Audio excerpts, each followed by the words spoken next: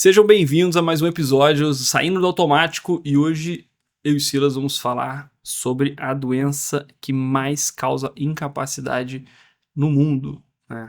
Muito prevalente no nosso consultório e no consultório de qualquer médico, né? Na vida de qualquer pessoa. Todo mundo aqui conhece alguém que sofre de depressão. Mas a gente não vai esgotar, né, Silas? A gente já começa dando não tem como, um né? leve spoiler aqui, que esse é o parte 1. A gente decidiu pelo tema, ser um tema super complexo, a gente quer dividir, né, entre os tratamentos, né, os sinais, sintomas, e hoje a gente vai falar mais do será que eu tô com depressão? Quais são os fatores de risco para isso? Não que você que assistiu o episódio vai ter um diagnóstico, né, vendo isso aqui, mas vai ter uma noção muito boa se você precisa procurar uma ajuda profissional, principalmente aí de um médico, né, de um médico psiquiatra ou um neuropsiquiatra, como é o seu caso, né, João? A psiquiatria, ela tem algumas particularidades mesmo, que para depressão você não tem nenhum exame, né, cara, que você consiga fazer, você não tem nenhum exame de sangue, não tem nada que possa dosar. Teve um paciente que chegou para mim uma vez, doutor, eu pesquisei lá, diz que tem uma deficiência de serotonina na depressão, não tem como a gente pedir esse exame não, dosar a serotonina para ver se tá baixo? Quem dera, meu amigo. Cara, tem uma galera que usa essas dosagens de serotonina, mas isso daí é uma coisa que, assim, de cara... Beleza, tem gente que tem toda uma teoria por trás da dosagem de serotonina, mas de cara, isso não está em nenhum protocolo, nenhum guideline, não é nenhuma evidência de que dosar serotonina ou o baixo nível detectável na serotonina plasmática equivale à depressão. Isso não é verdade. Isso não tem isso. Isso não é. Não tem ligação. Importante o pessoal entender, né? Hoje em dia a gente tem muita coisa estranha sendo dita, né? Por profissionais da área da saúde, assim. Que nós que tivemos uma formação mais tradicional, a gente fica, cara, eu nunca vi isso em lugar nenhum. O médico ele tem compromisso de meios, né? A gente não pode garantir resultados, mas a gente garante usar os meios mais cientificamente comprovados. E a gente tem que manter firme esse compromisso. Então, o diagnóstico de depressão hoje, seguindo os protocolos de evidência, ele é totalmente clínico. É um diagnóstico clínico. O paciente vai sentar na nossa frente e vai contar a história dele, e a gente vai conduzindo ali com algumas perguntas, e a partir do relato dele e o exame ali, o exame do estado mental, do que eu estou enxergando naquele momento, junto com a anamnese, com uma história que ele me conta, eu vou conseguir rastrear ali sinais e sintomas de depressão. Isso. E quando a gente pega o nosso manual diagnóstico, né? É um manual, nada é tão matemático como está no manual, nada é tão quadradinho. Mas é um guia, né? Mas ele é um guia muito bom, né? DSM funciona como um bom guia ali. DSM-5 ele traz hoje, cara, 9 sintomas. Que a pessoa tem que ter 5, pelo menos. Para fechar o diagnóstico. Para fechar o diagnóstico. Tristeza. É um sintoma capital ali na depressão, mas a pessoa pode ter depressão sem ter tristeza. O DSM traz assim, tristeza ou anedonia. Anedonia a palavra significa o contrário do hedonismo, né? Os gregos tinham as práticas hedônicas, que era se entregar aos prazeres, os caras faziam suruba, eles comiam. Isso é um detalhe interessante, né? Os gregos tinham vomitórios, cara. Eles comiam e tinha um lugar para você vomitar e comer de novo e tal. Então, tinha essa cultura do hedonismo, então o sufixo a é de negação, então é anedonia. Eu não sinto prazer em nada. As coisas coisas que antes eram gratificantes para mim, hoje não me dão prazer, né? Isso é muito comum. Então esses são os 2 sintomas capitais: tristeza, humor deprimido ou anedonia. Solta os outros aí, só pra gente antes da gente falar, cara. Então, tristeza ou anedonia, um desses 2 é obrigatório, tem que ter. E aí a gente vem com outros sintomas: sentimentos de culpa, que chama de culpa patológica, autoestima ruim. A pessoa vem com pensamentos autodepreciativos, né? Eu não sou bom, eu não sou competente, eu sou burro, eu sou feio, não sei o que, minha vida não vai pra frente e tal. Ruminação de pensamentos, você vai ficar pensando coisas ruins do passado, vai ficar ruminando. E aí tá o perigo do paciente chegar na nossa frente, né? E começa a ruminar, isso é um sintoma. E a gente entender aquilo como a substância do problema dele. Então seu problema foi que seu pai fez isso. E às vezes não é. Exatamente. Às vezes é sintomático. Ele justamente ficar voltando e... Tem 2 sintomas que eu acho legais, interessantes, assim, da gente falar, porque pessoa pensa que você tem que ter uma coisa muito definida, né? Igual que você comentou, medicina não é matemática. Então, dentro dos critérios de diagnóstico dos sintomas possíveis, também é a insônia, né? Ou hipersonia. Isso. Você tem os dois extremos, né? Você Os dois podem acontecer. Ou você fica sem sono, ou você dorme demais. Emagrecimento, né? Uma anorexia. Perda de peso. São sintomas inexplicável. vegetativos, né? Ou, né, um ganho de peso muito grande. Então a gente tem esses dois extremos presentes ali. As duas coisas podem acontecer. As pessoas que estão ouvindo a gente provavelmente, ou alguém já passou por isso, ou conhece alguém, né? Legal, só trazendo alguns dados pra gente falar, tinha anotado alguns pontos aqui. O Brasil é o país mais ansioso do mundo. E da América Latina, ele é o mais depressivo. No mundo, eu acho que tá em quinto ou sexto lugar de depressão. Nas Américas, ele é o segundo. Na América Latina, ele é o primeiro. Cara, isso é um dado muito sério, cara. Isso é uma coisa... Foi o que me levou até... A minha formação foi toda de neurologia tradicional. Eu fiz a UF na neurologia, na Universidade Federal Fluminense, onde, professores de ponta na neurologia. E a neuro é outra abordagem, né? Você fala um pouquinho pro pessoal entender. O pessoal não faz essa diferenciação entre a psiquiatria Pois é. Não, psiquiatria e neurologia são especialidades diferentes, né? A neurologia pega algumas doenças do cérebro, enquanto a psiquiatria pegaria as doenças da mente, vamos dizer assim, né? Só do cérebro estrutura, então Parkinson, demência, esclerose múltipla, os nervos periféricos, AVC, né, polineuropatias, enfim. Só que a prevalência da depressão é tão alta, e tem um certo preconceito na psiquiatria ainda existe, diminuiu muito. Minha opinião, minha percepção, nossa percepção é que a gente está passando por uma mudança aí da saúde mental. A gente está vendo as pessoas entenderem mais a terapia, entenderem mais aí no psiquiatra, mas ainda existe um preconceito e as pessoas preferem falar que é num neuro do que no psiquiatra. Psiquiatra é médico de maluco, neuro não. Neuro eu vou melhorar minha performance cognitiva, no psiquiatra é coisa de doido. E acabava que eu recebia muitos pacientes e chegava em alguns momentos eu não conseguia encaminhar, porque às vezes eu encaminhava pra... precisava, não é que eu encaminhava nominalmente, mas eu falava assim, você precisa procurar um psiquiatra. E aí ia para alguns psiquiatras e só hipermedicava o paciente, né? Então, medicação, o cara chegava lá, ganhava 3, 4 medicações, não melhorava. Ficava cheio de efeito colateral. E assim, o paciente era um paciente que eu já atendia por N motivos. Eu falei, não, peraí, eu vou começar a dominar mais isso daqui, né? Foi quando eu comecei a me especializar mais nisso, estudar mais essas áreas, psicologia, psiquiatria, enfim. Na cadeira de neurologia, a gente passa por uma área pelo ambulatório de psiquiatria também, né? Então a gente tem ambulatórios lá que a gente passa na psiquiatria. E aí eu acabei gostando muito dessa área, né? Estudando muito essa área, enfim. E atendendo esses pacientes no consultório. Justamente por essa prevalência, cara. É muito alto. E todo médico tem paciente que tem um quadro depressivo que, às vezes, ele consegue manejar de uma certa maneira. É importante o médico entender isso, pela prevalência. O país mais ansioso do mundo e o país mais depressivo da América Latina. Eu acredito que se as faculdades estiverem atentas, eles vão fortalecer as cadeiras de psiquiatria na formação. Então, a gente tem um amigo cardiologista, né, que ele fala que 80% dos pacientes dele são ansiosos. Exatamente. É muito comum. Mas aí, só pra gente bater bonitinho os sintomas. Então a gente vem com humor deprimido, anedonia, sintomas de culpa, autoestima ruim. Aí vem os sintomas vegetativos que você citou, né? Sono, que pode ser alterações para mais, querer dormir o dia inteiro. Ou insônia, dificuldades para dormir.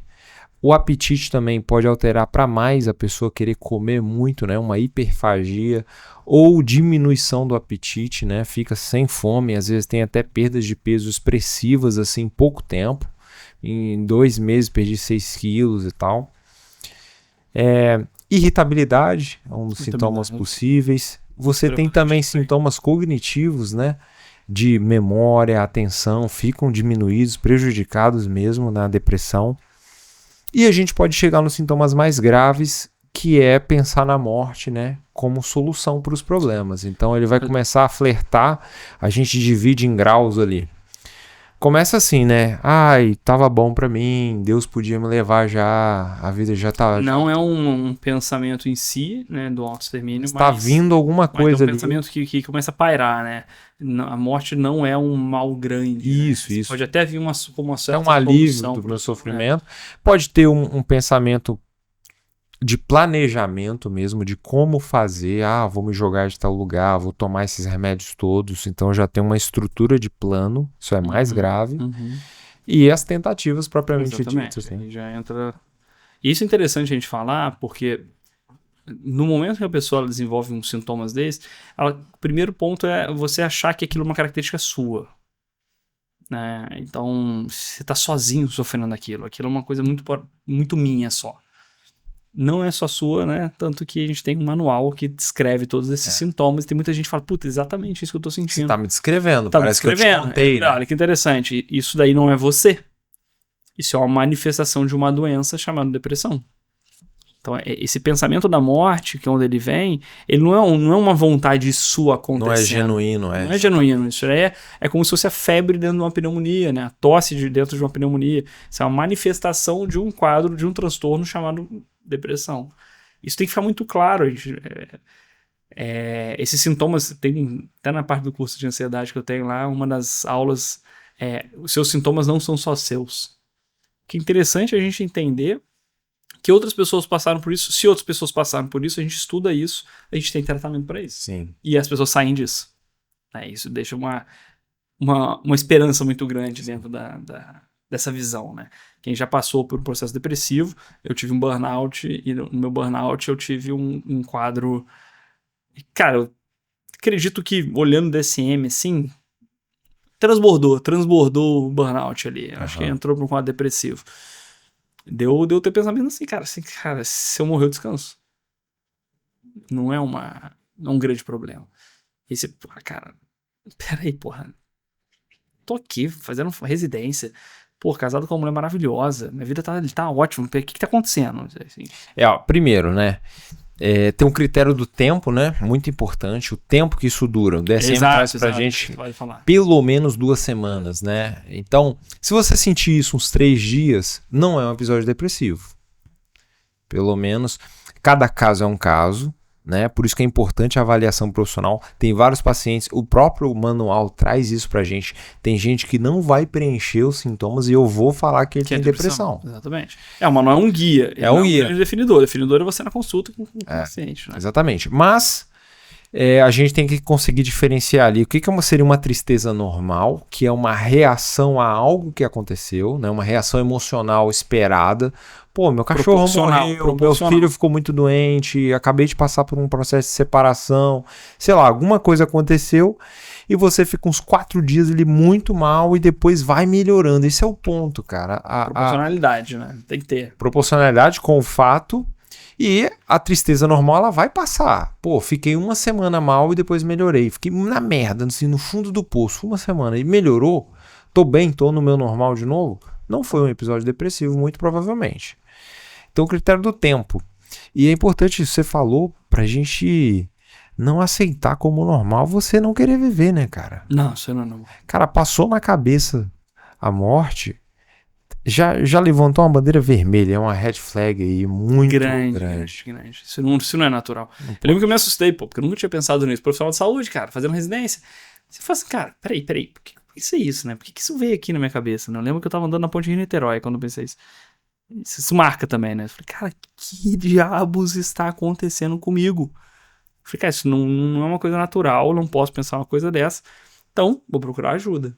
Né? Fui buscar ajuda. Né? O que é raro em homens, que é raro, cara. O homem não procura ajuda. Isso é outro dado interessante a gente falar, né? De dados estatísticos, né? É mais comum em mulher. Acho que chega a 4 vezes. 4 vezes mais em mulher do que em homem. Ou o dobro. Mas os homens procuram menos ajuda.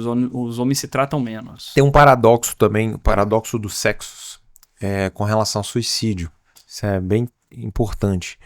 A mulher, ela tem 4 vezes mais depressão que o homem, mas o homem se mata 4 vezes mais do que as mulheres. É porque as mulheres têm mais e elas fazem tentativas menos agressivas, né? Toma remédio e tal. E o homem, ele é mais efetivo, vamos dizer assim, quando ele tenta se matar, ele consegue mesmo. Então, ele tenta menos e consegue mais. Isso vem mudando, tá? Esse dado vem mudando. Eu lembro até de uma palestra que eu assisti, um psiquiatra falando que ele fala daqui uns 10 anos eu acho que vai igualar. As mulheres estão conseguindo mais. Outra coisa que eu queria puxar aí que você falou, uma coisa que eu ouço muito dos pacientes.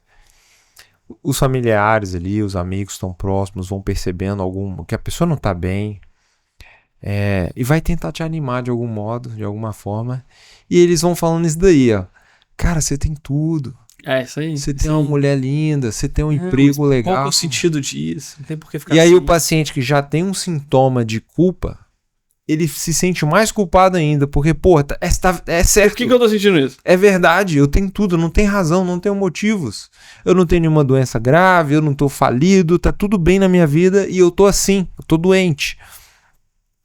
Então, é a hora que a gente vem com esse consolo, né? Pô, o seu parente, o seu amigo, ele tá desesperado tentando te ajudar, né? De alguma forma. Vários pacientes chegam falando exatamente isso. Dá uma dó, porque eu pensei assim, né? Eu te falei agora, eu pensei. Isso me serviu de alerta pra eu entender que era uma doença, que aí não era só falta de algo na minha vida. Porra, doença. Isso me serviu de alerta, assim, cara, Falta realmente... de espiritualidade. tipo assim, realmente eu tenho tudo mesmo. Eu tenho isso tudo mesmo, então não é isso. Eu tenho uma doença que eu preciso tratar com remédio. Né? Tratei com estalopram. Foi isso. Quando os pacientes chegam pra mim, a gente conversa sobre isso, né? Direto. Cara, você não precisa ter uma causa pra isso. Igual pneumonia, né? Pra uma avó, pneumonia que você saiu descalço na chuva, né? Mas não é, cara. O sistema imunológico baixou, veio um vírus, uma bactéria, etc e tal. E por um conjunto de fatores, houve ali uma briga desse vírus com o seu organismo, você perdeu e esse vírus ganhou, ou essa bactéria ganhou e desenvolveu a doença. A depressão é a mesma coisa. Você tem um conjunto de fatores, situações, fatores de risco que a gente vai citar mais pra frente.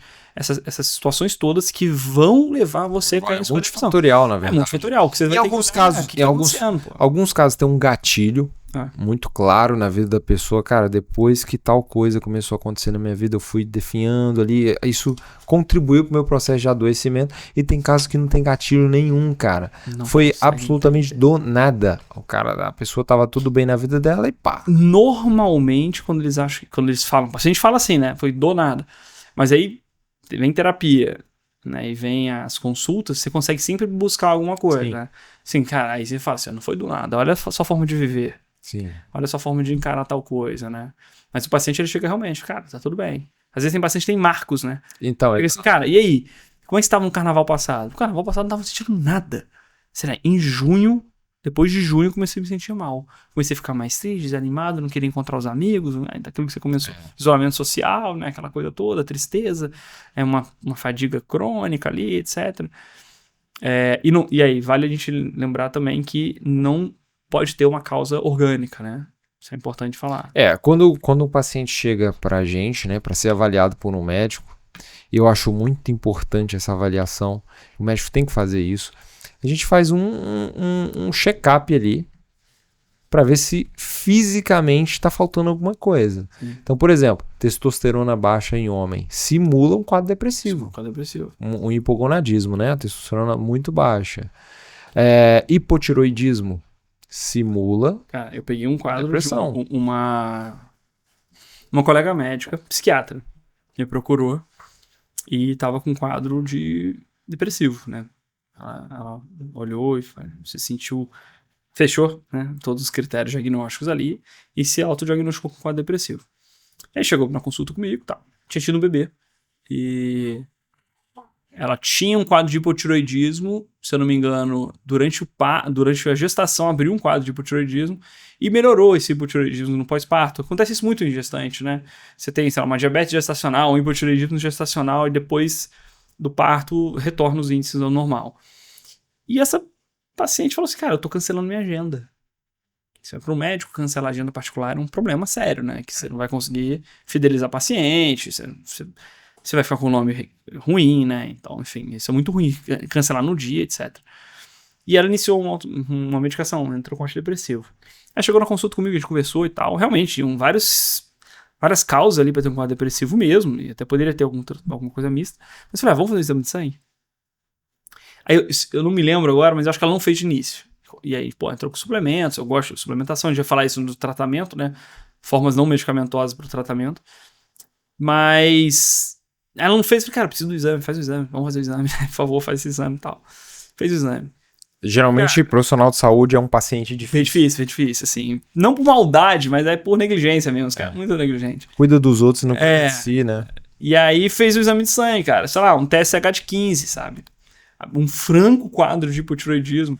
E assim, falei, olha, não vou esperar nem endócrino. Eu vou iniciar seu tratamento do hipotiroidismo aí, vamos iniciar. E aí, enfim, alta, cara. Acabou, não era depressão. Olha aí. Era hipotiroidismo. Olha aí. Enfim, Ia ficar tomando antidepressivo a vida inteira, pô. Imagina se não fosse médica, né?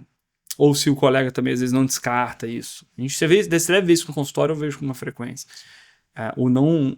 Às vezes o paciente fala assim, né? assustadoramente, o paciente fala assim, é a primeira vez que um psiquiatra me pede exames. Então assim, tá há 15 anos tratando psiquiatra e nunca pediram um exame. Então isso é importante pra caramba, cara. Hipovitaminose Demais. B12, Déficit cognitivo, né? B12, déficit cognitivo, perda de memória, apatia, fadiga crônica. Cara, preenche também os critérios diagnósticos, né? Preenche. Vitamina D também, além de ser fator de risco, a hipovitaminose, ela também entra como uma causa ali, uma possível causa de sintomas depressivos também, né? Sim. Então tudo isso tem que ser feito um check-up ali de cara, pra gente descartar qualquer problema orgânico. Oi, tudo bem? Toma aqui seu exame de sangue, né?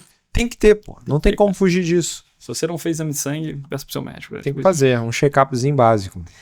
E aí a gente começa a falar das causas, né, João? As causas são as seguintes. O que a ciência traz pra gente hoje de conhecimento? Trouxe um artiguinho aí, né, cara? Eu trouxe um artigo aqui, eu vou ler algumas coisas, mas o próprio artigo, né? Esse aqui é um guideline, que é um documento muito importante no meio médico, e esse aqui especialmente para psiquiatria, né? O CAMMET. É um estudo americano, ele é uma meta-análise, né? Pega vários estudos grandes e tira uma conclusão daquilo ali. Então a gente, sei lá, você acaba tendo assim 100 mil pessoas estudadas no final das contas, e ele vê o que tem em comum, enfim, faz uma análise de dados ali muito complexa. O fator genético, hereditário aqui, tem uma contribuição importante. Então, a história familiar, né? Pô, minha mãe tinha depressão, meu avô teve depressão e hoje eu tenho. Então, a gente pode concluir que existe aí sim uma contribuição desse seu fator genético aí importante. Lembrando que, assim, é multifatorial, né? Porque tem gente que vai falar assim, não, é genético, acabou. E a questão genética, a gente tem questões de penetrância, dominância, não é, né, um gene dominante. Se meu pai teve depressão, eu vou ter depressão, né? Não é assim, algumas doenças são assim, né? E isso não é igual ao Alzheimer, que também não é dominante, né? A não ser um subtipo. Então, se minha família tem, eu tenho uma maior chance de ter, porém não é certeza que eu vou ter. É igual o olho claro, né? Olho claro é sacanagem. Eu acho que o olho claro é sacanagem. A família inteira, o pai lá, todo mundo tem, ninguém não passou pra ninguém. Diz que são as combinações genéticas mais difíceis de ter, cara. Assim, por exemplo, nem meu pai, nem minha mãe, nem meu irmão, ninguém lá em casa tem um olho claro e eu tive a sorte de sair. Mas o seu olho é verde, né? Então, o verde é uma mutação, não tem uma parada dessa, né? Não sei, eu tenho verde é uma mutação e o azul, ele tem uma questão mais genética de dominância, na passagem pra família e tal. Família do meu pai. Mas hereditário, olho azul. Pô, maneiraço, olho azul, cara. Piscinão, bonito, lindo. Nem os meus sobrinhos aí pegou. Ninguém pegou. Egoísta mesmo. Na depressão, a estimativa é que a genética seja responsável por 40% do transtorno. Então, por exemplo, a pessoa o todo é 100%, 40% é culpa da genética, vamos dizer assim. E eu sempre me perguntei, e os outros 60%? De onde que vem os outros 60% com causa ali, de contribuição para o adoecimento? Então esse estudo aqui, CAMMET, ele trouxe um quadro que ele divide em fatores de risco, alguns que são não modificáveis, eu não consigo mudar mais, aconteceu, já era, já está feito, eu não consigo... Tá no acontecido. Eu não consigo desacontecer. E alguns fatores de risco que dá para mudar, que são modificáveis. Então, nos fatores de risco que não dá para mexer, o que ele traz aqui pra gente? Ser do sexo feminino é um fator de risco. Ser mulher. Mulher mais prevalente. Olha aí. Por quê? Cara, a gente pode tentar falar alguma coisa. A questão hormonal da mulher. Sim. Cara, a neurobiologia da mulher é muito diferente do homem. homem e mulher são completamente diferentes. Biologicamente. Biologicamente é completamente diferente. A gente tem informações do sistema imunológico da mulher, cara, no processamento de diferenciação de linfócito, assim, imunidade celular, enfim, humoral, você tem diferenciação entre homem e mulher. Então, assim, Mulher, todo difícil, mês ela cicla, ela tem uma queda abrupta do estrogênio dela, né? Dependendo da fase do ciclo. E tanto é que tem várias pacientes nossas que no período menstrual ali piora tudo, o negócio você tem que aumentar a dose, às vezes, de medicação, né? Eu faço isso. Bagunça tudo, começa a ficar chorosa, querer comer chocolate, a vida tá ruim, ó vida, ó céus. Passa o período menstrual, voltei. Ótimo, melhorei. Tô ótima de novo. Beleza, então ser do sexo feminino. História familiar, como a gente falou, também é um fator de risco. Eventos adversos na infância. A infância é uma época ali crucial. Crucial pra Crucial. tudo, né? Muito importante, cara. Assim, antes dos 11 anos de idade, o que aconteceu nessa fasezinha da vida do sujeito, às vezes impacta todo o resto da vida dele. Isso eu me arrisco a dizer ali, cara, pelo que eu presencio no consultório, isso é muito negligenciado ainda, né, na infância. A gente vê no neurodesenvolvimento, né, na formação. A gente vai fazer um episódio só especificamente, eu sei que tem isso daí, né, sobre telas na infância. Então, que a gente vê um distanciamento familiar, o isolamento social das crianças, as brigas, os casamentos durando menos tempo, a perda de Brasil é um dos paciência campeões de pais. divórcio também. Assim, as crianças elas estão muito expostas, cara. Muito. Muito. Então, isso é um dos motivos, minha opinião, que isso é um dos motivos da gente ter cada vez mais, estar crescendo cada vez mais depressão e ansiedade. Também acredito. A gente tem tudo começa na família. Risco acontecendo dentro dessas famílias. Tudo começa na família. Você vê que mesmo as pessoas que sofrem de depressão, elas não estão tomando conta dos filhos para eles não terem. Sim. Talvez por falta de conhecimento mesmo. Sim. Por isso que é importante a gente falar isso daqui. E ao contrário, os filhos veem esses pais depressivos e ansiosos, e aí a gente, um dos fatores de risco que você vai citar aí, eu já estou dando spoiler, é a própria ansiedade. O transtorno de ansiedade, ele é um fator de risco para o quadro depressivo. Sim. É um fator de risco modificável, mas é um fator de risco. E esses pais ansiosos, né, esses filhos acabam mimetizando esse comportamento. Eu tenho no consultório isso, cara. Eu tenho a mãe e passa 2, 3 anos e estou atendendo a filha adolescente. Com os mesmos sintomas. Ou a mãe já fala com a gente assim, doutor, minha filha tá ficando igual a mim, tá ficando bem parecido comigo. Em tudo, todos os transtornos isso acontece, né? A gente fala a mãe aqui, porque é a mãe que passa mais tempo com o filho. Exato. Porque os transtornos, a maioria dos transtornos psiquiátricos, né, esses mais comuns, ansiedade e depressão, são mais prevalentes em mulheres. Então a criança... Quem consome esse conteúdo, provavelmente, quem tá assistindo mais mulher engaja mais. Dos seguidores do Instagram, são mais mulheres. Mas eu acho fundamental a presença do pai ali, que não tá tendo também, né? 50% das famílias brasileiras são famílias não tradicionais, como eles gostam de escrever. Ou seja, 50% das crianças não tem pai presente. Ou é mãe solo, ou é 2 mães, são 2 pais, etc. Então nós estamos experimentando novos modelos. Principalmente, imagina você criar um filho sozinho, cara. Eu tenho um filho agora. Meu filho tá contando agora 20 dias. Cara, nossa, minha mulher fica com 80% do trabalho e eu já tô moído. Você imagina. Então, imagina se ela estivesse sozinha. Sim, imagina a maldade disso, né? Se abandonar ela nesse momento ali para ela resolver isso tudo.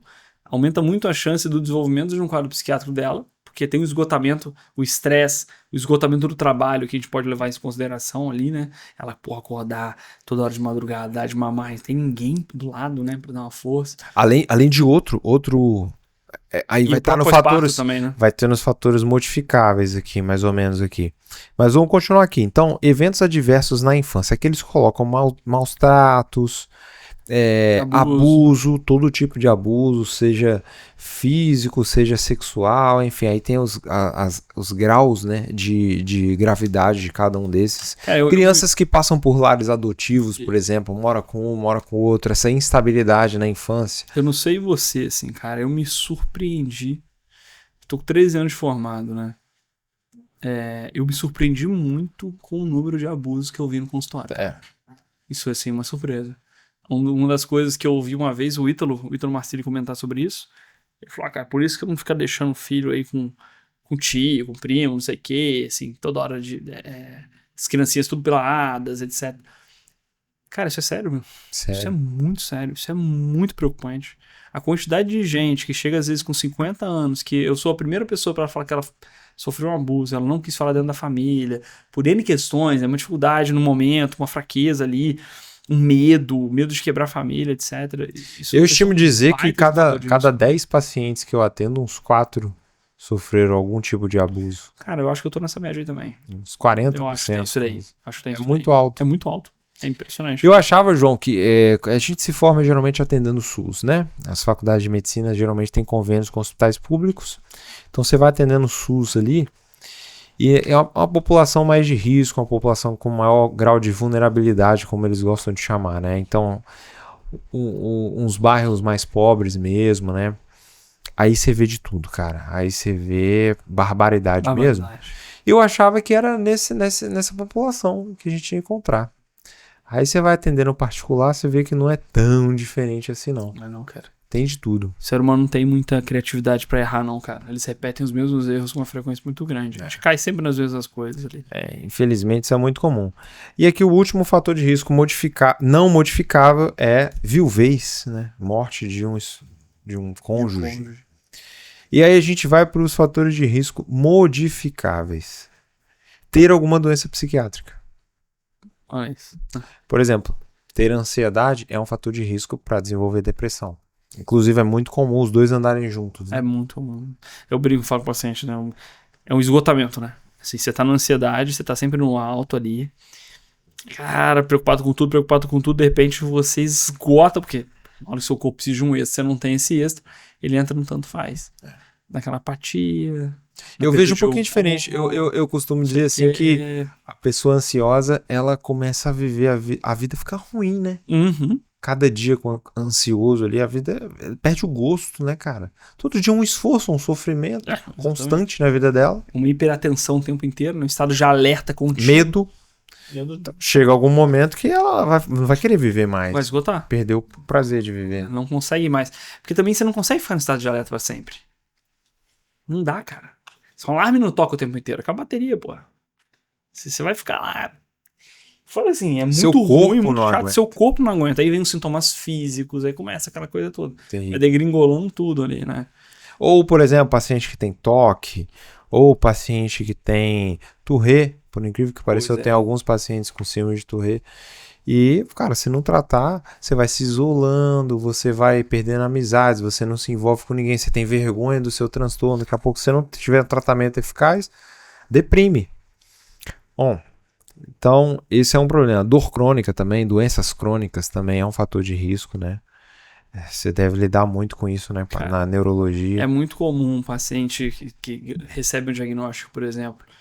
É uma das áreas que eu trabalho muito, né? A neuroimunologia, esclerose múltipla, doenças desmeninizantes. São doenças raras, mas comuns em mulheres jovens, por exemplo. Então, você tem esclerose múltipla, uma doença que faz inflamações do sistema nervoso central de forma recorrente, né? E que o paciente não sabe quando ela pode ter um surto da doença. Então, pegar um olho, pegar a medula. Então, você pode ter um sintoma desde sensitivo até o sintoma motor. Então, assim, fica com uma dormência ou você perde a força. Então, quando você dá um tipo de diagnóstico desse, cara, assim, imagina uma mulher de 23 anos recebendo um diagnóstico Começando desse, a vida, né? Começando a ver, cara, ela, e aí, vou ficar na cadeira de roda, vou morrer, como é que vai ser isso?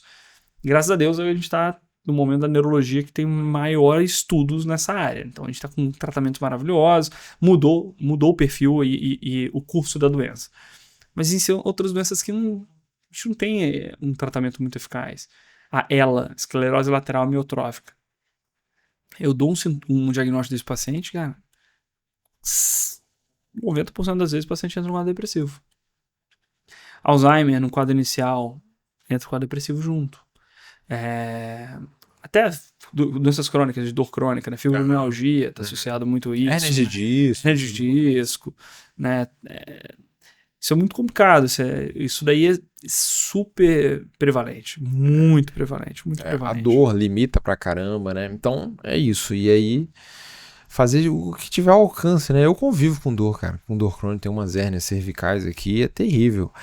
O tratamento multimodal foi o que me ajudou. Então você entra com a fisioterapia, botox, tudo que tem, eu falo, laser, o que tiver lá que eu puder fazer, eu vou estar fazendo. E aí você sai de um grau 6 de dor para um grau 2, aí sua vida melhora um pouquinho.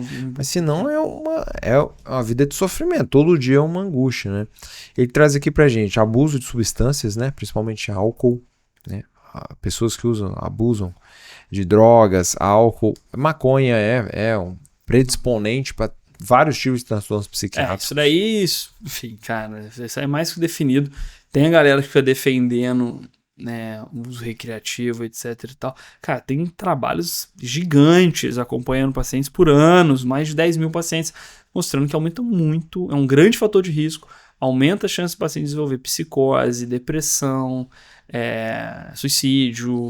O último estudo que eu vi era um estudo suíço, que eles estudaram adolescentes. A maconha é muito estudada em adolescentes, né? Os caras fumavam um cigarro por semana, que é uma frequência baixa até. Para um maconheiro raiz, é pouco. Então, um cigarro por semana, numa época que tinha menos THC do que hoje, eles tiveram 310% de chance a mais de desenvolver esses tipos de transtornos aí. Eu deixei nos meus destaques lá no Instagram, tem um destaque lá sobre maconha. Que a quantidade de paciente com 30 e poucos anos que eu tava pegando, com transtorno de ansiedade muito grande, desenvolvendo um transtorno depressivo. E quando eu vi o cara fumar maconha desde os 16, desde o colégio, mesma idade, tô com 37, uma galera que batia regular de idade comigo, que conheceu lá no colégio e usa isso de uma forma recreativa, e agora tá colhendo os frutos disso, cara. Sim. E eu fiz um destaque justamente só para deixar uns trabalhinhos lá. Então quem quiser dar uma olhadinha lá, eu vou ver se eu ponho o link dos destaques aqui, pra você pegar esse trabalho. É um trabalho grande, mais de 20 mil pacientes, é dos Estados Unidos. Principalmente adolescente, né, que o cérebro está em formação. Exato. Ele vai ter a poda ainda, né? Ele vai ter algumas podas sinápticas ali. A maconha, a teoria é de que ela aumenta a poda. Então a gente não tem muito estudo em adulto, de fato. A gente não pode bater o martelo que maconha faz mal, mas ela atua num sintoma que também é um sintoma da depressão que a gente não citou aqui, que é a queda da volição. Que é vontade para fazer as coisas. Isso. Tá, a depressão, um dos sintomas é a diminuição da vontade. O paciente não tem vontade de fazer nada. Primeiro, porque ele não sente prazer em nenhuma atividade. Segundo, porque dá uma fadiga mesmo, um peso no corpo, não tem vontade. Tem paciente mais grave que fala assim, doutor, eu olho pro banheiro, sei que eu tenho que tomar banho e eu não tenho vontade para ir lá tomar banho. Não tem energia. Não consigo fazer. Como se tivesse uma âncora me puxando para baixo. Nossa. Vale a gente diferenciar maconha de cannabis, assim, do cannabis medicinal. Né? A gente tá falando aqui do uso recreativo de maconha, pegar um baseado e vai fumar. O cannabis medicinal é diferente, porque você tem toda uma concentração de CBD, os canabinoides, os terpenos, você consegue avaliar a quantidade de THC, tem aqueles muito menor, né? Muito menor. Que no cigarro. Eu utilizo na minha prática clínica para pacientes, tem pacientes que têm uma dor crônica, em alguns casos a gente tem indicação. Sim. Parece que a gente está num boom hora de estudos, tem estudos querendo utilizar a maconha ou cannabis medicinal, CBD, para ansiedade, alguns quadros depressivos, alguns quadros de insônia. Parece que a gente está saindo alguns trabalhos aí, alguns guidelines para guiar. Eu não incorporei a minha prática prescritiva ali, não aderi. Depressivo eu não passo. Eu vejo assim que os pacientes de dor crônica melhoram muito, alguns quadros de insônia, mas eu acho que na minha prática, eu tenho outras alternativas, né, para tratar ansiedade e depressão. Mas é importante a gente reconhecer que tem uma diferença muito grande entre a maconha, cigarro e o cannabis ali. Medicinal. Medicinal. Infinitamente diferente. Beleza, aí tem aqui, ó, cara, insônia, trabalhadores noturnos. Esse aqui é um dos principais fatores de risco para depressão. Insônia, problemas de sono. Super prevalente também, né? A gente vê muito isso comum. com uma frequência grande. Médicos, né? Trabalham aqui, tem uma cidade em Volta Redonda, onde tem a Companhia Siderúrgica Nacional. A gente vê o pessoal que faz a 0 hora, né? Então trabalha de noite, enfim. É muito comum isso, né? Muda todo o seu eixo hormonal, bagunça tudo. Cortisol, melatonina, você tem que botar isso em prática. Aí o cara quer dormir só durante o dia. Ou enfim, não dorme, ou né? Não dorme, fica direto. Toca direto. Períodos de mudança hormonal, puberdade, gravidez, pós-parto. Então são períodos ali que são críticos, são críticos para abrir um quadro depressivo. Então, adolescentes na mudança hormonal ali, entrando na puberdade, ou a mulher na gestação, que tem muitas mudanças hormonais acontecendo, e quando o bebê nasce, que ela tem uma queda gigante ali de hormônios, né? A depressão pós-parto é um período ali que tem que ficar ligado, Muito atento. que é muito comum acontecer. E é um quadro muito grave, né? É um quadro muito grave. Tive algumas pacientes com depressão pós-parto, graças a Deus todas ficaram bem. Mas eu lembro de uma live que eu fiz com o Felipe Duarte, um ginecologista. Eu tinha perdido uma paciente, né? Recente, assim. É um quadro que demanda uma atenção muito grande. Então não é para negligenciar, Sim, né? Não sim. pode ser negligenciado de forma alguma. E ter depressão durante a gestação aumenta muito as chances da depressão pós-parto. E muitas pacientes ficam assim com ressalvas, não querem tomar remédio, não querem. A gente até entende, mas é aquela balança, né? Do risco-benefício. E tem medicações que são bem são as seguras para a gente utilizar durante a gestação, né? Perdi a conta de quantos pacientes com gestantes eu já tive que tratar com quadro depressivo. E super tranquilo, o bebezinho. Vários pacientes sempre levam os bebezinhos na frente de ver, lembro pra caramba, famílias lindas assim. E é muito importante tratar, né? É muito importante tratar. Aí vou dar uma acelerada aqui. Então a gente tem estresse crônico, estresse no trabalho, luto, né? Também pode ser um período. O luto ele é esperado, ele é uma reação normal. Aqui o diagnóstico diferencial de luto e depressão é que o luto geralmente é relacionado quando você pensa no ente perdido. Sim. Eu penso naquela pessoa e fico triste. A depressão ela já transcendeu. Ela já tá, você tá triste o tempo todo, você tá viajando, você tá triste. Paralisado, você fala de mais, você não esquece sintomas depressivos. Fica ruminando aquela coisa, né? Você tem uma mudança. A pessoa em luto, ela vai ter momentos felizes. Mesmo em luto. Aí daqui a pouco ela lembra, fica triste de novo. Mas ela tem um prazer em viajar, tem prazer em rever familiares, ver pessoas, ver amigos, né? Ela consegue sentir prazer na vida. Em alguns momentos, a pessoa depressiva, ela não sente prazer em nada, cara. Eu falo aos pacientes, se você esqueceu, pô, eu vou te contar o que é o normal da vida. É você pegar uma xícara de café de manhã assim, ó. A vida é boa. E sentir que a vida é boa em todos os momentos mais simples. Não são os grandes momentos da sua vida, as suas viagens, não. Assim, no dia a dia eu me sinto feliz, eu me sinto satisfeito, com vontade de fazer as coisas. Isso é normal, pô. Vou encontrar minha esposa, dar um beijo nela. A gente tá assistindo juntos aquela série agora, Ruptura.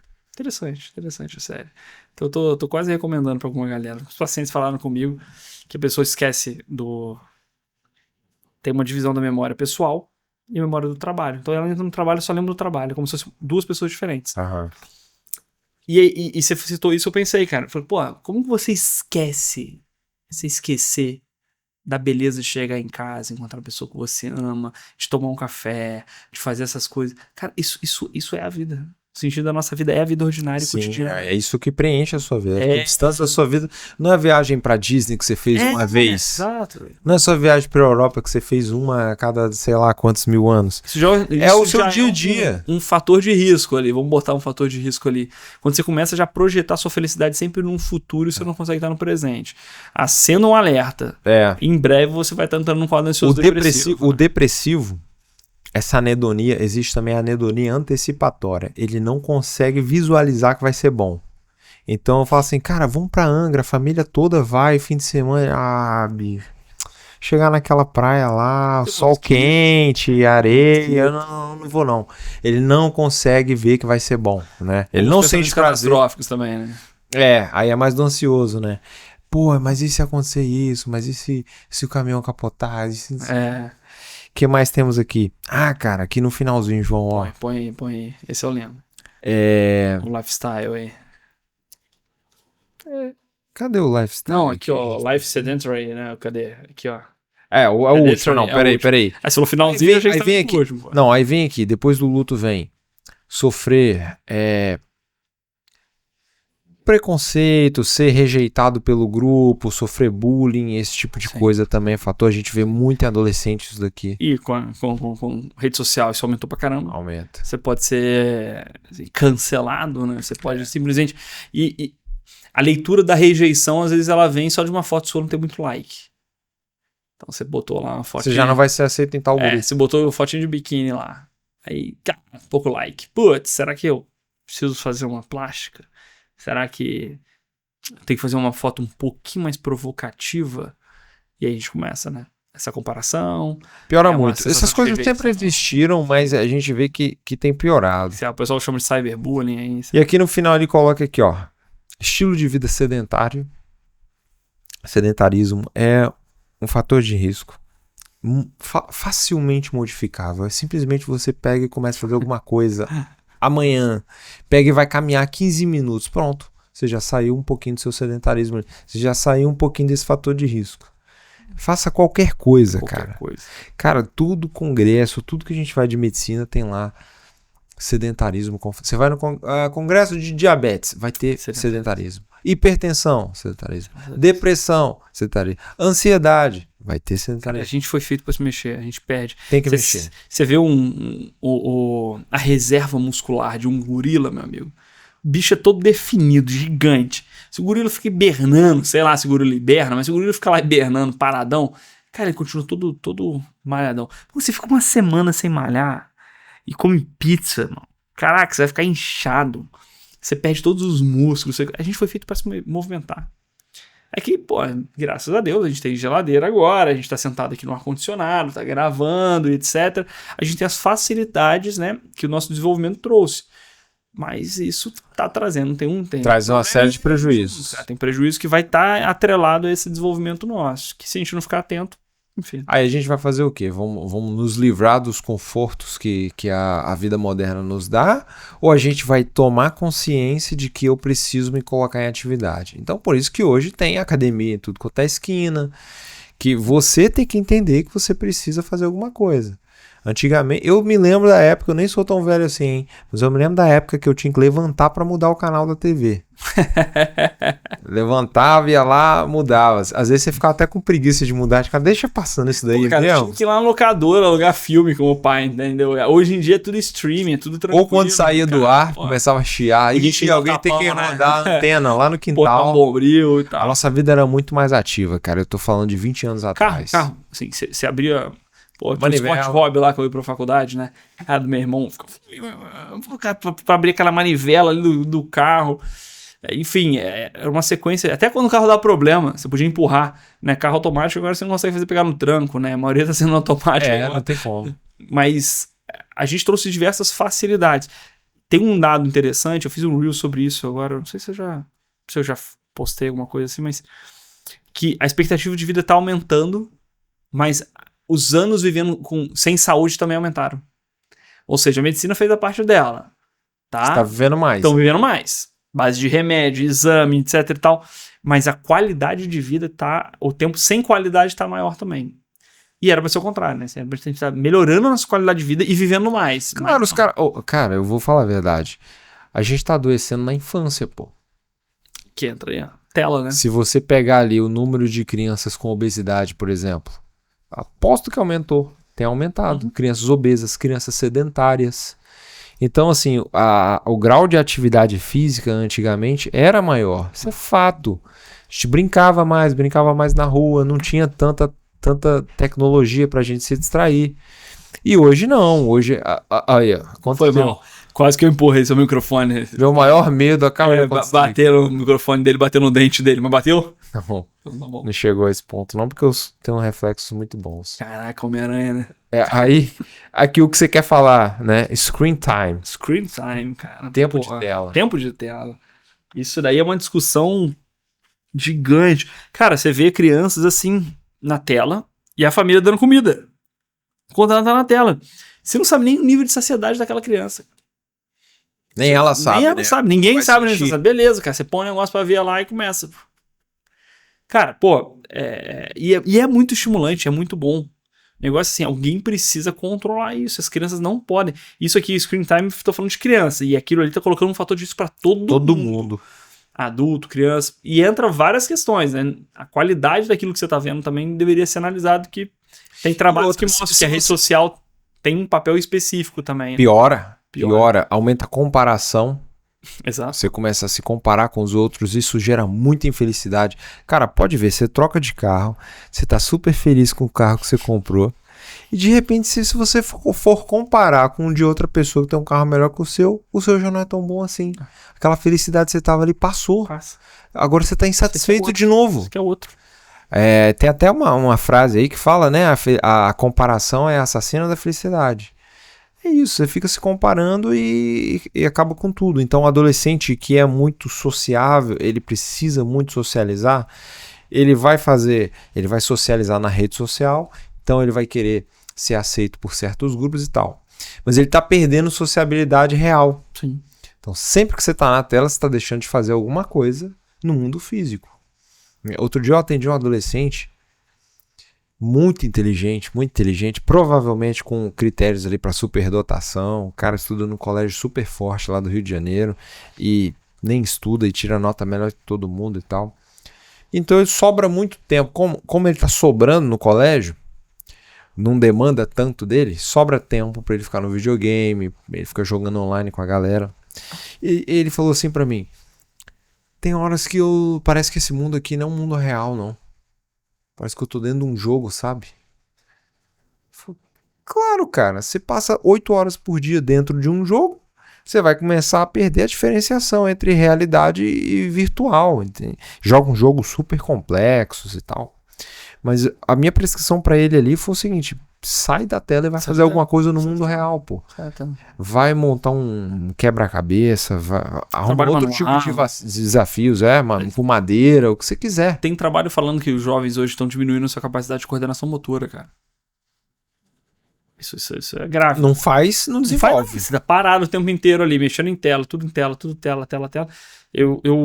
A gente, lá no Instituto do Cérebro, lá no INSER, a gente adquiriu agora um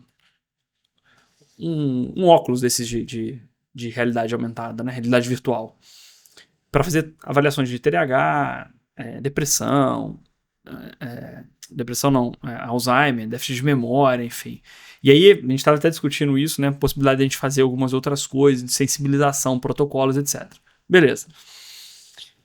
Cara, eu fui configurar a parada.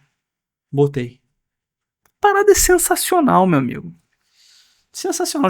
Botei o Batman pra ver, vem junto, né? A demonstração do Batman. Então, cara, você tá lá dentro, você sobe a escada com suas mãos, sabe? Não preciso nem controle, às vezes. Eu tava pegando com a mão assim, você digita na mão. Pô, parece aquele filme Minority Report. Agora eu fico imaginando, beleza, isso é uma parada meio nova agora, né? Tá difundindo mais, tá ficando mais acessível agora, por quase R$5.000 um negócio desse. Agora, imagina daqui a pouco, vão ser óculos menores. Isso vai estar muito mais imersivo. Mais barato, mais acessível. Mais acessível. Todo mundo usa. Esse é que é o problema. É muito bom, né? Grave. É muito bom. Muito bom de usar, e esse é que é o problema de você ficar muito viciado. Interessante, é legal, é imersivo mesmo, tem toda uma situação que pode ajudar. Que é legal, que diverte. Mas aí, você põe uma criança do lado de sorvete, já é difícil controlar, meu amigo. Imagina do lado de um negócio desse. Cara, eu fico, de vez em quando eu fico pensando de colocar uma televisão no quarto lá em casa, porque só tem uma na sala, que já tá até meio antiguinha assim, não tem muitos recursos e tal. Eu falei, pô, podia comprar uma maior e tal. Por que eu vou fazer isso? Pra eu nem sair do quarto pra ver televisão? Pra eu ver mais televisão? Então a gente tem que ter essa consciência de não comprar essas coisas. Sim. Eu lembro que o meu pai comprou na época um Nintendo. Pegou um Nintendo de segunda mão. E o meu irmão começou a viciar naquilo, cara. Começou a matar a aula pra ver. Meu pai pegou e vendeu. E acabou o problema. Não tinha mais briga. As notas voltaram a subir. Todos os nossos amigos tinham Nintendo, menos a gente. E daí? Nunca sofremos por causa disso. E daí, cara? E aí foi a melhor coisa que ele fez, entendeu? Então lá em casa nunca teve videogame. Tanto é que eu nem ligo. Só que hoje os jogos são mais longos. Você tem que passar mais horas dedicado a ele ali para poder evoluir, para poder ganhar nas fases e tal. Ele é feito para te prender. É tudo online, né? Então assim, você tem essa pseudo-socialização. Então você tá se comparando, você quer ficar melhor, você quer ter um item melhor, você quer estar melhor ranqueado. Então tem tudo isso, né? E o jogo do adulto é a rede social. Que entra nisso. Comparação, número de seguidor, número de like, né? Enfim, performance ali dentro dos vídeos e dos stories e das fotos. Excesso de informação te deixa mais desnorteado do que qualquer outra coisa. Isso é uma parada que às vezes eu li isso num artigo uma vez falando sobre... Eu falo muito da ansiedade, né? E a gente tá falando como fator de risco. O ansioso vive no futuro, etc. Aquela coisa toda. Mas tem um quê de presentismo também. Que, assim, é aquela coisa de... Que agora hoje é o NOMO. Como é que é aquela sigla agora que fugiu na memória agora? Medo de estar por fora do que tá acontecendo. Né? Então, você quer participar de tudo. Aí você entra num site de notícias... E começa a ler só as manchetes. E, cara, você não se aprofunda em nada. Você fica raso. Você segue lá uma página no Instagram de cutelaria. Pô, maneiraço, me amarra em faca. Pô, como é que fabrica? Ah, os caras põem no negócio lá e põem na água e faz tss. Cara, nem aquilo que você gosta, que você tá seguindo, você tá se aprofundando, né? A gente vai ficando cada vez mais raso. Superficial. O QI tem diminuído, de modo geral. O QI do brasileiro já é bem baixo. E das novas gerações tá piorando. Então mas tem vídeo muito interessante, eu aprendo muita coisa. Falso, fake, total. Não tá aprendendo, tá aprofundando. Você pode pegar uma plataforma. Você não lembra depois, você vê tanta coisa no mesmo dia que você não lembra. Exatamente. E uma plataforma que você pode conseguir algumas coisas maiores são como essas aqui. Sei lá, vocês estão vendo a gente no YouTube ou no Spotify. Tem um negócio com tempo. A gente tá aqui a 63 minutos, 60 e poucos minutos, sei lá. 60, não sei, a gente botou o time pra correr antes. Mas a gente tá aqui 1 hora, mais ou menos, fazendo um vídeo que a gente queria pensar em fazer mais curto hoje, porque vai dividir em 2 partes. Mas aqui é um processo um pouco mais profundo. E mesmo assim tem um mundo absurdo pra se aprofundar aqui. Em cada um dos fatores de risco a gente tem, sei lá, cara, um podcast pra falar. Sim. Tela vai ser um podcast pra falar sobre. Sim. Desde neurodesenvolvimento, sintomas, etc. Com certeza. Enfim, então... E até a dificuldade nossa de produzir esse tipo de conteúdo, porque as pessoas não consomem muito mais, né? Com conteúdos mais profundos e mais longos. Mas a gente não tá nem aí. A gente vai fazer o que tem que ser feito. Se for pra uma pessoa assistir, que uma pessoa assista... Se mudar uma vida, tá valendo já. Eu fiz um vídeo sobre... Agora eu não lembro qual dos dois. Um eu fiz sobre descanso e o outro eu fiz sobre elogiar, né? Pô, um monte de gente falando mal uns dos outros, né, cara? Nego não se elogia, povo ranzinza, rabugento. Aí, foi uma semana que eu tava vendo muito isso. Aí eu fui fazer o vídeo. Terminei de gravar o vídeo deu 6 minutos ou 8 minutos. Um deu 6, o outro deu 8, não lembro. O Instagram me avisou, cara. Seu vídeo vai performar mal. Porque ele tem mais do que, sei lá, 1 minuto e meio ou 3 minutos que é um Reels. Cara, assim... Dane-se, maluco. Eu tô falando um conteúdo pra pessoa ali, né? Mas se o Instagram tem que me avisar, ele tá me estimulando a fazer um vídeo raso pra eu fazer esse vídeo mais curto, para as pessoas ficarem vendo mais curto ainda e ficarem mais rasas ainda. O algoritmo... E eu estimulo pra mim, né? Eu que sou criador de conteúdo. Olha, né? Dá menos pra eles. Não funciona. Dá menos pra eles. Não vou dar menos. A gente vai fazer um negócio mais longo. Outro dia eu vi uns caras discutindo, era um podcast também, eles falando sobre tela, né? E alguns caras envolvidos com pesquisa e tal, outro cara que tem um canal no YouTube que fala sobre paternidade e tal. E eles tentando não demonizar as telas assim, que muitos profissionais da saúde fazem terrorismo em cima disso, culpam as mães, porque não é bem assim, porque é muito difícil, às vezes ela tem 1 horinha ali para colocar o filho, beleza. Mundo real. Beleza, eu concordo em vários aspectos, não é para demonizar, dá para usar sabendo usar. Então, o problema não é a tela em si. Vamos ter um norte aqui, que nos diz, por exemplo, as recomendações da OMS. De 0 a 1 ano de idade, zero tela, nenhuma. De 1 a 3 anos, se eu não me engano, 1 hora por dia de tela. Então, beleza. Você quer que a criança fique um pouco mais quieta, mais comportada ali, em algum momento você precisa fazer alguma coisa, a mãe tá sozinha em casa e tal, ela coloca uma tela ali, mas veja que você tem 1 hora ali. A criança não pode ficar muito tempo exposta. E o conteúdo também, né? O tipo de conteúdo, pensar direitinho, se está apropriado, beleza. 1 a 3 anos, 1 hora. De 3 a 5 anos, 2 horas. Acima de 5 anos, alguma coisa nesse sentido. Acima de 5 anos, acho que chega a 3 horas por dia. Na adolescência se mantém no máximo de 3 horas por dia. Então você teria 3 horas juntando celular, videogame, televisão, tudo tem que dar no máximo 3 horas. E eles vão defendendo essa tese. Só que na real não é isso que a gente vê, né? Não. Eu não sei se é a minha opinião que tá muito enviesada, porque a gente pega só o que dá errado, né? Sim. Médico tem essa visão daquele 1% que tá caótico, né? A gente entra no hospital, você só vê merda o dia inteiro, você entra no consultório, é merda o dia inteiro, Exato. então você fica meio assustado. Mas o que a gente vê é a galera usando 8 horas só de celular. Cara, eu tenho um monte de print aí, 8, 11 horas, 9 horas, 10 horas de celular. E vamos lá, vamos ignorar um pouco artigo científico, não que a gente não seja cientificistas, né, a gente leva em consideração, mas vamos dar só uma analisada na realidade. Cara, a gente está tendo um aumento exponencial dos números de ansiedade e depressão. A gente está tendo um aumento exponencial da quantidade de tempo passado em telas, em redes sociais. TDAH e autismo também autismo estão aumentando, né? E o TDAH eu ainda entro na leva da discussão pra mim, é um TDAH secundário. Muitos são, né? Não é um TDAH primário de um distúrbio primário do neurodesenvolvimento, mas é um distúrbio secundário pelo estilo de vida, que traz alteração no sistema de recompensa, tão parecido quanto essa alteração no neurodesenvolvimento. Mas a gente consegue analisar isso, cara, com os nossos olhos, né? A gente não precisa buscar no PubMed um grande artigo. Lógico que, pô, beleza, será que tem essa relação total, né? Só uma coincidência? Aí a gente busca alguns artigos, análise de grupos específicos, etc. Beleza, dá pra gente fazer isso. Mas dá pra ver que tem alguma coisa acontecendo aí. Tem, pô, diante E dos a gente nossos vê, olhos. para de usar seu Instagram por um tempo. Para de usar a rede social, diminui seu tempo. Você melhora. Você diminui a ansiedade. É isso que acontece. Fato. Se você me prova o contrário, cara, faz esse teste. Pessoa muito ansiosa, tem mais de 5, 6 horas de tela, diminui. Não vem me Tenta falar puxar que- pra menos de 3. Isso. Deixa nessas 3 horas por dia que você vai ver que A gente já tá falando de tratamento. tratamentos, Já tá falando de tratamento. acho que é isso, né, João? Acho que Vou deixar a segunda parte aí pra gente falar sobre os tratamentos, né? A aplicação de medicação, de métodos não farmacológicos para o tratamento. terapias psicológicas Né? também, A gente que pode funciona. deixar isso para essa parte 2.